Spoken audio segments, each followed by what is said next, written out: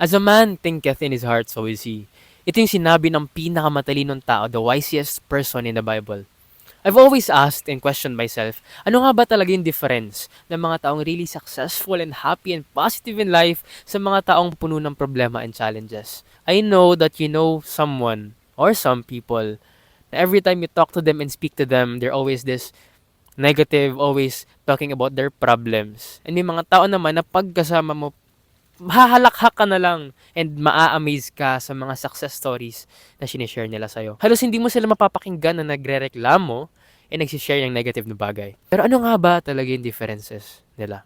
And I thought the differences are the circumstances. Baka mas swerte lang yung mga successful na tao, yung mga masasayang tao, compared sa mga taong not so happy in life. But I've learned and realized that is not the case.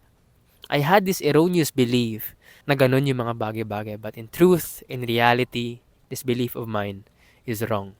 I've observed and talked and interviewed some successful people, not many, just a handful of them. And every time I speak to them, I always ask them, what made you successful and why are you always so happy and positive in life?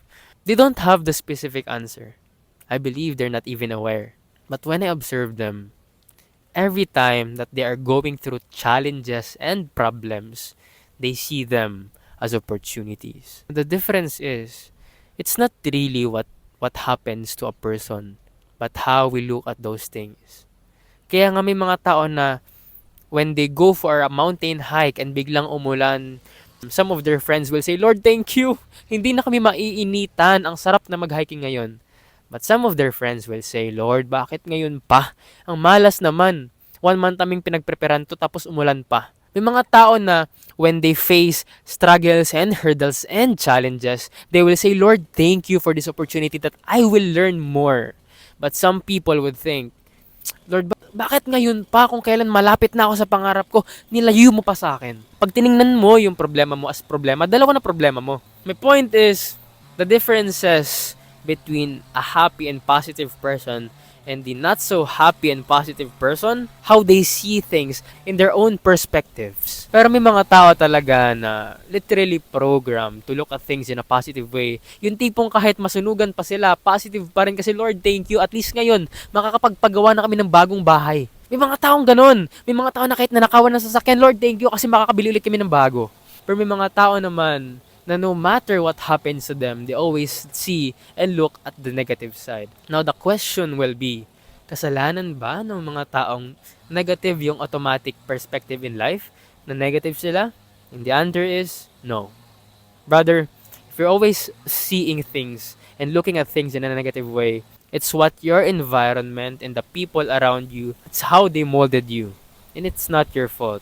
However, brother, I know that this kind of automatic thinking, automatic perspective is making you suffer. It's making you miserable. It's making you live a life that you don't even want to wake up every single day.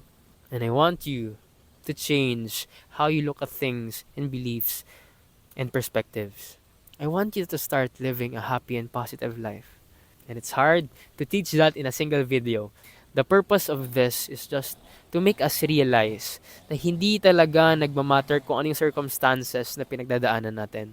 What matters is how we look at things. Kaya nga sa psychotherapy, may tinatawag na cognitive behavioral therapy, reframing.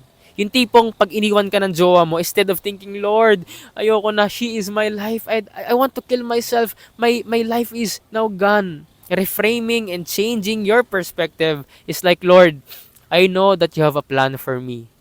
Yung ex ko naman na yun, masyado naman siyang, palagi niya naman ako inaaway, hindi okay lang, at least ngayon magiging masaya na ako. At alam ko, Lord, na pagdating ng panahon, mas bibigyan mo ako ng mas better. Kaya thank you pa din. You see, same circumstances, same instances, same event, pero different kind of thinking. Try.